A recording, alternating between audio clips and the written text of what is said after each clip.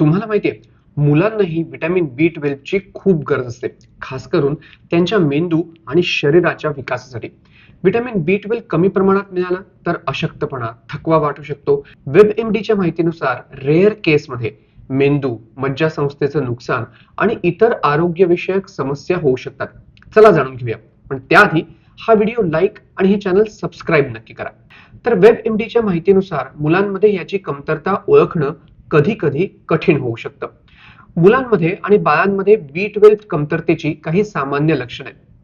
पहिलं, खूप थकवा किंवा अशक्तपणा वाटणं किंवा हालचालींचा अभाव. 2.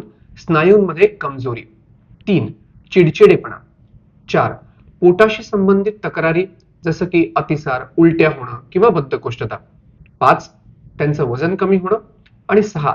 विकासाच्या टप्प्यांमध्ये उशीर होणं, म्हणजे उदाहरणार्थ बसणं, रांगणं, चालणं किंवा बोलणं. व्हिटॅमिन B12 मज्जासंस्था आणि रक्तपेशी निरोगी ठेवण्यासाठी अत्यंत आवश्यक आहे. हे लाल रक्तपेशी निर्माण करण्यासाठी लागतं, ज्या फुफ्फुसातून शरीरात ऑक्सिजन पोहोचवण्याचं काम करतात. तसंच DNA तयार करण्यासाठी हे लागतं.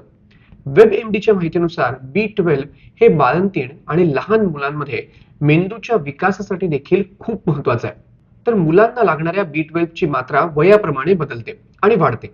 तर गरोदर किंवा स्तनपान करणाऱ्या महिलांना B12 ची अधिक मात्रा आवश्यक असते, कारण हे जीवनसत्व त्यांच्या बाळापर्यंत पोहोचतं. मग मुलांमध्ये व्हिटॅमिन B12 ची कमतरता निर्माण कशी होते? WebMDच्या माहितीनुसार काही मुलांना पचन संस्थेशी संबंधित किंवा ऑटो इम्युन विकार असतात. त्यांच्या पोटात B12 ऍब्झॉर्ब करण्यासाठी मदत करणारे प्रोटीन नसतात, त्यामुळे शरीराला B12 योग्य प्रकारे मिळत नाही. पोटाची सर्जरी झाली असेल तर व्हिटॅमिन ऍब्झॉर्ब करण्यासाठी अडचण येते.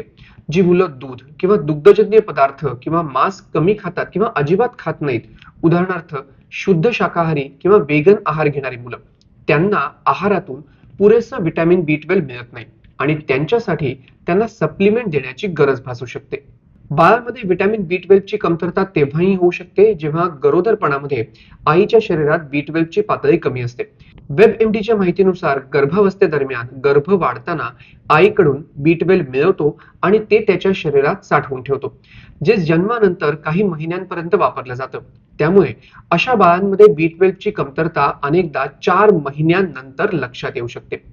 मुलांना यातील कोणतंही लक्षण दिसून येत असेल तर तुम्ही तात्काळ डॉक्टरांचा सल्ला घ्या. त्यांच्या सांगण्यानुसार पुढची ट्रीटमेंट नक्की करा.